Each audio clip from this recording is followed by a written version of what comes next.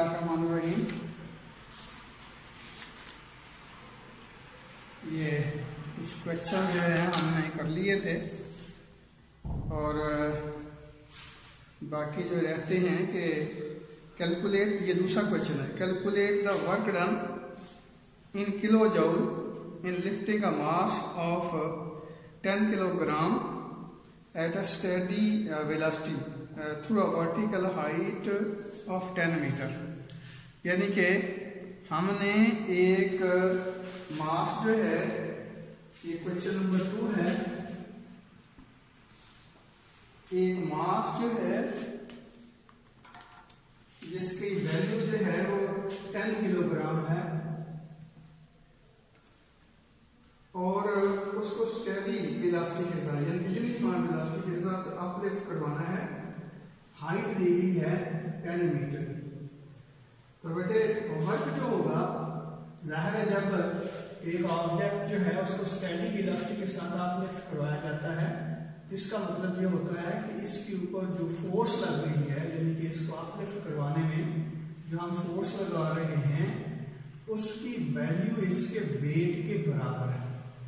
हमारी फोर्स और ये वेट जो है एक दूसरे के इक्वल है। तो इसका मतलब क्या हुआ, वर्क हम कहते हैं कि एफ डॉट डी के बराबर होता है, या जगह F D cause of 0 degree. देखिए 0 क्यों लिखा है कि जिस डायरेक्शन में फोर्स लग रही है उसी डायरेक्शन में डिस्प्लेसमेंट हो रहा है, नीचे से ऊपर की तरफ जा रहे हैं और फोर्स जो हम लगा रहे हैं वो भी अपवर्ड डायरेक्शन में है। तो डेफिनेटली इसका वर्क जो है उसका साइन पॉजिटिव होगा, cos 0 1 के बराबर होता है, पॉजिटिव 1 के। तो वर्क आ गया आपके पास एफ और डी के प्रोडक्ट के बराबर। अब ये देखिए कि जो डिस्प्लेसमेंट है उसकी मैग्नीट्यूड हाइट के बराबर होगी, यहां से लेकर यहां तक हमने इसको डिस्प्लेस कर रहा है और इसके ऊपर जो फोर्स लग रही है वो वेट की इक्वल। इसका क्या मतलब हुआ कि ये आ जाएगा W, ये आ जाएगा H, और W को कह सकते हैं mg, ये H आ गया। अब m की वैल्यू जो है वो दी गई है 10 किलोग्राम है और g 9.8 है और H जो है वो 10 मीटर का है। तो इसका क्या मतलब हुआ, ये आ जाएगा 980 जूल। लेकिन उसमें जो आंसर पूछा है वो जूल में नहीं बल्कि कहते हैं कि work done in kilo joule. तो जूल के किलो जूल बनाएंगे, इसका क्या मतलब होगा, हम इसको डिवाइड कर देंगे, किससे, 1000 से। 1000 से डिवाइड करेंगे तो ये आ जाएगा, यानी कि 980 डिवाइड बाई 1000, ये आ जाएगा किलो जूल। तो ये आ जाएगा 0.98 kilo joule.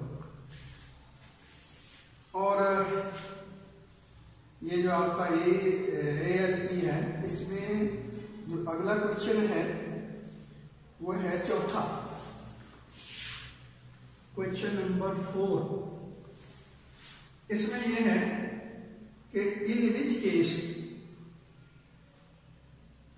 Is more work done when a 50 kilogram bag of books is lifted through 50 centimetre और when a 50 kilogram crate is pushed through 2 meter across the floor with a force of 50 Newton. अब ये दो cases हैं, पहला case हम देख लेते हैं। उसमें क्या है, कहता है कि 50 किलोग्राम जो है बैग है बुक्स का और आपने 50 सेंटीमीटर तक उसको अपलिफ्ट करवाना है। यानी कि ये ऐसे समझिए कि यहाँ ये मास है आपके पास, जो बुक्स का बैग है उसका मास है m, ये है 50 किलोग्राम और ये हाइट जो है h, ये 0.5 मीटर, मैंने 0.5 मीटर पे लिखा। ये 50 सेंटीमीटर जो है इसके मीटर बनाए हैं तो जाहिर है 100 से डिवाइड करना पड़ेगा, तो ये 0.5 मीटर आ गया। अब इसमें वर्क किसके बराबर होगा, क्योंकि हमने इसको अपलिफ्ट करवाना है। तो इसका मतलब ये हुआ कि इसका जो वर्क होगा वो mgh वाला फार्मूला, ये फार्मूला यहां लगेगा। तो m आपके पास है 50 किलोग्राम, g जो है वो 9.8।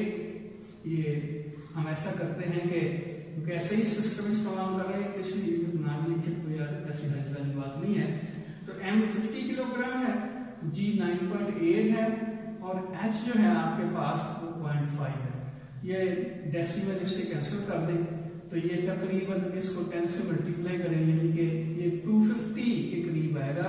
247 पॉइंट समथिंग कह लें, 248 कह लें, 247 पॉइंट समथिंग आएगा। ये आप खुद कैलकुलेट कर सकते हैं। तो ये जौल आ गया आपके पास वर्क। अब अगली बात जो उसने पूछी है यानी कि केस सेकंड जो है इसके साथ हमने कंपेयर करना है।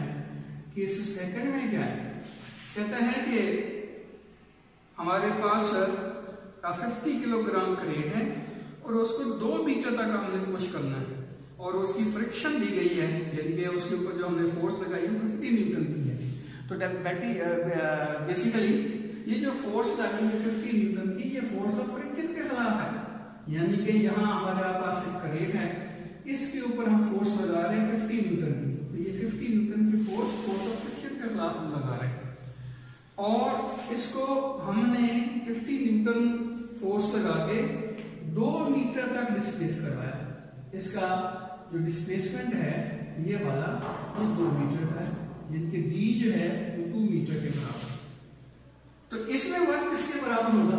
जाहिर है यहाँ वर्क जो होगा एफ और डी के प्रोडक्ट के बराबर होगा।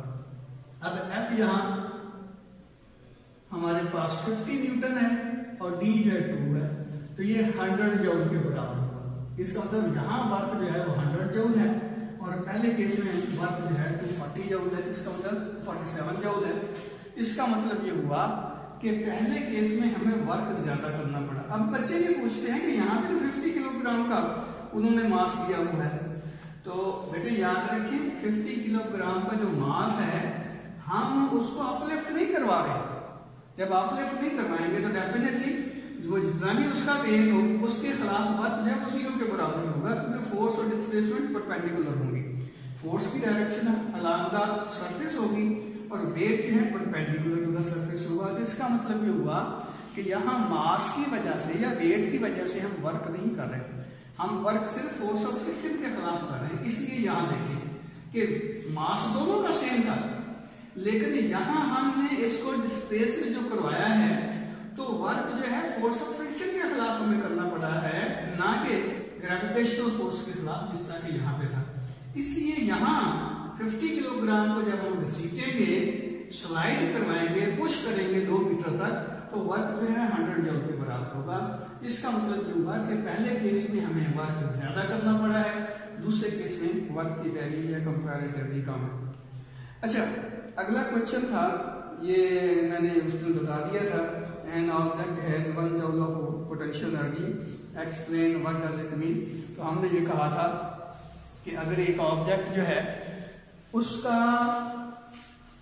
उसकी जो पोटेंशियल एनर्जी है वो 1 जूल के इक्वल है, इसका मतलब ये हुआ कि उसकी पोजीशन की वजह से, जिनकी किसी भी फील्ड ऑफ फोर्स में, किसी भी फील्ड ऑफ फोर्स में उसकी पोजीशन की वजह से उसमें जो काम करने की सलाहियत है वो 1 जूल के बराबर है। या हम ये कह सकते हैं कि जब एक ऑब्जेक्ट जिसका वेट जो है वो 1 न्यूटन के बराबर है और उसको 1 मीटर तक हाई ले जाते हैं, तो आप उसमें जो काम करने की सलाहियत होगी वो होगी कितनी भाई?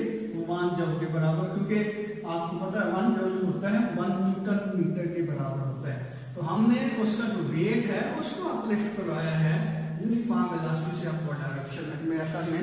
अब इसको दोहराने की जरूरत नहीं है, ये अगर किसी को नहीं समझ आया तो कुछ लेक्चर जो है दोबारा देखें। अब क्वेश्चन 7वां है, when a rocket re-enters the atmosphere its nose cone become very hot, where does this heat energy come from? कहता है कि जब एक रॉकेट जो है, ये क्वेश्चन नंबर है 7,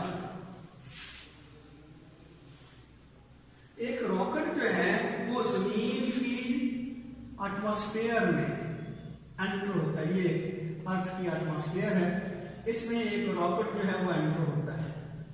तो कहता ये है कि इस रॉकेट की जो नोज कोन है, मेरा ख्याल है वो डायग्राम जो है जरा बेहतर तरीके से बना रहे हैं, ये देखिए ये होगा रॉकेट, इस तरह ऐसे समझे।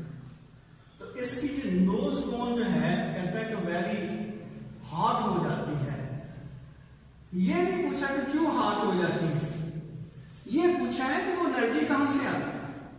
यानी कि यहां रॉकेट जो है री एंटर हुआ एटमॉस्फेयर में, जिस तरह ये देखें ये मेरा मार्कर है, तो इसकी भी एक ऐसे समझिए कि नोज बन रही है ये। तो जब ये एंटर होता है रॉकेट एयर के अंदर, तो इसकी नोज कोन जो है वो हीट अप हो जाती है। तो अब बाज गाइडों में ये क्वेश्चन का आंसर ये दिया हुआ है कि हीट अप क्यों होती है। हमने ये नहीं बताना कि हीट अप क्यों होती है, चलो मैं थोड़ा सा बता देता हूँ। ये जो देखें कि जब ये इसकी नोज जो है वो एंटर होगी एयर के अंदर, तो एयर के जो पार्टिकल हैं उसमें वेपर भी हैं, उसमें डस्ट पार्टिकल भी हैं, उसमें एयर पार्टिकल भी हैं। जब इसके साथ रब होंगे तो रुबन की वजह से हीट पैदा होगी। एक्चुअली उसने ये नहीं पूछा कि ये हीट अब क्यों होता है, असल ये पूछा कि ये एनर्जी कहां से आती है। तो बेसिकली जब ये रॉकेट एंटर होता है तो इसकी काइनेटिक एनर्जी का एक पार्ट जो है वो हीट में कन्वर्ट होता है। अब आप पूछ रहे होंगे कि ये कैसे, काइनेटिक एनर्जी का पार्ट कैसे हीट में कन्वर्ट होता है। अगर बेटे ये स्टेशनरी होता, अगर रॉकेट जो स्टेशनरी होता तो क्या इसकी नोज कोन जो हीट अप होती?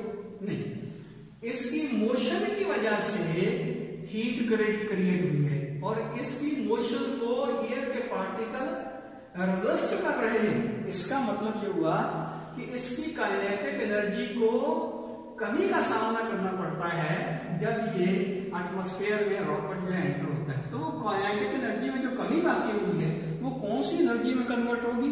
वो हीट एनर्जी में कन्वर्ट होगी। तो ये याद रखें कि जब ये रॉकेट जो है वो एंटर होगा एटमॉस्फेयर में तो रॉकेट की काइनेटिक एनर्जी का एक पोर्शन जो है वो हीट में कन्वर्ट होगा। तो उसने क्वेश्चन यही पूछा है कि where does the heat energy come from, ये हीट एनर्जी आती कहां से है? तो आपने कहना है कि जब ये रॉकेट एंटर होता है एटमॉस्फेयर में तो रॉकेट की काइनेटिक एनर्जी का एक पार्ट जो है वो हीट में कन्वर्ट होता है। हाँ, ज़िमनी तौर पे आप ये कह सकते हैं कि ये जो एयर पार्टिकल्स के साथ रॉकेट की नोज कोन जो है उसमें रबिंग होती है, तो रबिंग की वजह से क्या होता है? फ्रिक्शन होती है। फ्रिक्शन के खिलाफ जब वर्क होता है तो हीट में कन्वर्ट होता है। तो ये फोर्स ऑफ फ्रिक्शन जो है एयर की, उसके अगेंस्ट इसको वर्क करना पड़ रहा है। यानी कि रॉकेट जो जब एंटर होगा तो उसको पुश करना पड़ेगा, किसको? एयर पार्टिकल्स को, जिसका नतीजा निकलेगा कि उसकी काइनेटिक एनर्जी रिड्यूस होगी और वो रिडक्शन इतनी हो रही है, जो कमी बातें होगी काइनेटिक एनर्जी में, एक्चुअली वही हीट में कन्वर्ट होती जा रही है according to law of conservation of energy. अब अगला क्वेश्चन जो है ये तो मैंने उसमें बता दिया था, अगर ड्रॉप, ये नामा क्वेश्चन है। इनके 7वें के बाद 8वां क्वेश्चन जो है आपकी एलबी में नहीं है, नामा क्वेश्चन है। अच्छा बाहर कन्फर्म कर देना, मैंने जल्दी लेकिन निशान लगाए थे तो मुझे यही याद पड़ता है कि 7वां के बाद नामा है। तो girl drop a cup from a certain height which breaks into pieces, what energy changes are involved. तो उस दिन हमने कहा था कि कप की पहले पोटेंशियल एनर्जी होगी, वो पोटेंशियल एनर्जी फिर काइनेटिक एनर्जी में कन्वर्ट होती है और वो काइनेटिक एनर्जी से दोबारा साउंड, हीट, लाइट वगैरह में कन्वर्ट हो जाती है और अल्टीमेटली ये सारी की सारी एनर्जी जो है एटमॉस्फेयर के हीट में कन्वर्ट हो जाती है, ट्रांसफर हो जाती है। तो बेसिकली क्या है कि हमारी सारी की सारी मैकेनिकल एनर्जी जो होती हैं वो एटमॉस्फेयर के हीट में ही कन्वर्ट होती हैं और जो हीट है एटमॉस्फेयर की हीट जो है उसको वर्क में कन्वर्ट नहीं किया जा सकता, इसलिए हमें नए नए एनर्जी के सोर्सेस जो हैं वो दरियाफ्त करना पड़ते हैं। यानी कि हमें ऐसी एनर्जी जो है चाहिए जो कि वर्क में कन्वर्टेबल हो। अब जो एनवायरमेंटल हीट होती है ये वर्क में कन्वर्ट नहीं हो सकती, इसलिए हमें कोई नया सोर्स में एनर्जी का लेना पड़ता है जो कि एनर्जी में यानी कि वर्क में कन्वर्ट किया जा सके। अच्छा, ये अब इसके न्यूमेरिकल हैं, इसको भी मैंने निशान लगाया थे कौन कौन से आपके इसके सिलेबस में शामिल हैं, तो वो हम देख लेते हैं। पहले न्यूमेरिकल है, a man pushes a lawn mower with a 40 Newton force directed at an angle of 20 degrees downward from the horizontal. Find the work done by the man as he cuts a strip of grass 20 meter long. तो ये numerical problems हैं। लेकिन पहला problem है, कहता है कि ये देखिए ये हमारा ग्राउंड है, ये इसमें लश ग्रीन ग्रास जो है आपके लिए हमने लगाई हुई है, तो इसलिए आपको मना भी किया जाता है कि आप इसके ऊपर साइकिल मोटरसाइकिल ना चलाएं, लेकिन आप बाल नहीं आते, बहरहाल आइंदा ऐसी हरकत नहीं करनी। तो कहता है कि एक आदमी जो है एक लान मूवर के ऊपर फोर्स लगा रहा है, इस तरह इसको पुश कर रहा है इस डायरेक्शन में, और ये डायरेक्शन जो है हॉरिजॉन्टल के साथ बना रही है 20 डिग्री का एंगल, ये वाला एंगल जो है 20 डिग्री का बना है इस तरह, ये क्या है, ये भी एंगल ये एंगल आपस में इक्वल हो गए। अब ये 40 न्यूटन की फोर्स है और 20 डिग्री के एंगल के ऊपर लग रही है। डिस्प्लेसमेंट जो है इसमें वो ये है, यानी कि लान मूवर जो है ग्राउंड के ऊपर या लान के ऊपर ही मूव करेगा ना, ये डिस्प्लेसमेंट है। और डिस्प्लेसमेंट जो है वो कहता है कि यानी कि वो कट करता है एक स्ट्रिप को जो 20 मीटर लॉन्ग, यानी कि 20 मीटर लेंथ के वो एक स्ट्रिप जो है वो काटता है। अब मैंने ये एंगल क्यों लिया, ये भी ध्यान में रखना कि जब भी दो वेक्टर्स के दरमियान एंगल मालूम करें तो पहली बात उनकी टेल्स आपस में जोड़ दिया करें। तो ये देखें डिस्प्लेसमेंट इधर है और फोर्स इधर लग रही है, ये फोर्स है, इसलिए मैंने एंगल लिया है ये वाला।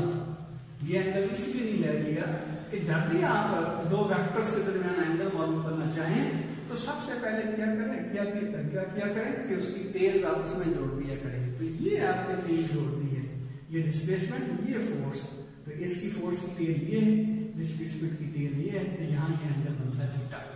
तो आपको वर्क की वैल्यू मालूम करनी है, तो वर्क किसके बराबर होता है, वर्क आपके पास आ जाएगा F डॉट डी, और यहाँ क्या है, ये मैंने डाटा वैसे अलग से लिख दी है, फोर्स जो है वो 40 न्यूटन की है। वैसे इस तरह लिखना मुनासिब नहीं है क्योंकि यहाँ मैं स्केलर लिख रहा हूँ, और डी जो है ये भी यहाँ भी छोड़े क्योंकि इसके साथ डायरेक्शन भी आपको अदरवाइज देना पड़ेगी। तो डी जो है आपके पास वो है 20 मीटर का। अब ये देखें ये आ जाएगा F D cos of 20 degree. अब यहाँ मैग्नीट्यूड आ गई, इसलिए ये मैग्नीट्यूड है, आप यहाँ लिखेंगे तो एफ की जगह 40 लिख दें, डिस्प्लेसमेंट की जगह 20 लिख दें, और कॉस ऑफ 20 डिग्री। तो ये खुद सॉल्व कर लें, जो भी आंसर आता है इसका जवाब में लिख देंगे।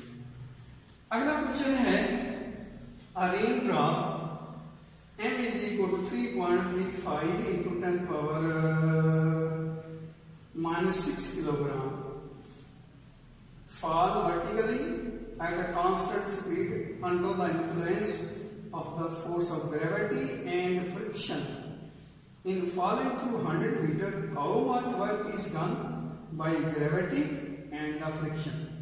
तो ये बातें वो हैं जो हम थ्योरी में बार बार पढ़ते रहे हैं। अब देखिए जब एक रेन ड्रॉप जो है, ये क्वेश्चन नंबर है 2, यानी प्रॉब्लम नंबर है 2।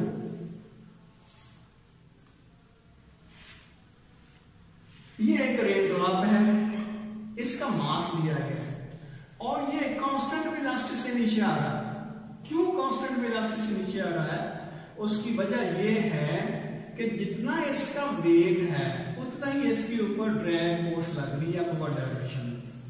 तो दोनों फोर्सेस इक्वल और अपोजिट है, जिसकी वजह से ये यूनिफॉर्म वेलोसिटी से मूव कर रहा है। इसका मतलब ये होगा कि इसके ऊपर नेट फोर्स 0 के बराबर हो। याद रखिए जब नेट फोर्स 0 होगी तो इसका वर्क भी 0 होगा, नेट वर्क 0 के बराबर होगा। लेकिन ये दोनों वर्क जो है अगर इंडिपेंडेंटली हम कैलकुलेट करेंगे तो वो 0 नहीं होंगे। ग्रेविटी की वजह से वर्क जो होगा वो फोर्स ऑफ फ्रिक्शन की वजह से वर्क के इक्वल लेकिन अपोजिट साइन रखता है, इसलिए इन दोनों के वर्क की मैग्नीट्यूड सेम होंगी, साइन एक दूसरे के अपोजिट होंगे। तो बहरहाल हम क्या देखते हैं कि इसका मास दिया गया है m और वो है 3.35 into 10⁻⁻⁶ किलोग्राम। अब ये फॉल करता है 100 मीटर, डिस्प्लेसमेंट की मैग्नीट्यूड 100 मीटर दी हुई है, तो आपने वर्क मालूम करना है। वर्क किसके बराबर होगा? ये work done by the gravity हम पहले मालूम कर लेते हैं। तो ये आ जाएगा F डॉट डी, या हम कर सकते हैं F D cos of 0 degree, क्योंकि ये फोर्स ऑफ ग्रेविटी की वजह से वर्क है। तो इसका क्या मतलब हुआ, cos 0 मैंने क्यों लिखा है, डिस्प्लेसमेंट की डायरेक्शन भी डाउनवर्ड है, वेट की डायरेक्शन भी डाउनवर्ड है, तो दोनों डायरेक्शन एक दूसरे को पैरेलल होने की वजह से इसका जीरो एंगल जो है वो 0 बन गया। cos 0 1 के बराबर होता है, तो ये f और d का प्रोडक्ट होगा। अब देखिए इसका f किसके बराबर होगा, mg, और d की मैग्नीट्यूड क्या होगी, h। अब n की जगह उसकी वैल्यू पुट कर दे 3.35 into 10 power minus 6, g की जगह 9.8 और h की जगह 100। तो ये जितना आएगा ये जूल वर्क में आ जाएगा। और याद रखें दूसरा हिस्सा इसका खुद कर देना कि फोर्स ऑफ फ्रिक्शन की वजह से जो वर्क होगा वो नेगेटिव होगा। तो सॉरी आज वो मैं n निकलाना भूल गया था, इसलिए मुझे भी थोड़ी सी मुश्किल का सामना करना पड़ा। अगर कोई क्वेश्चन हो तो लाजमी तौर पर पूछ लिया करें भाई। अच्छा, अल्लाह हाफिज।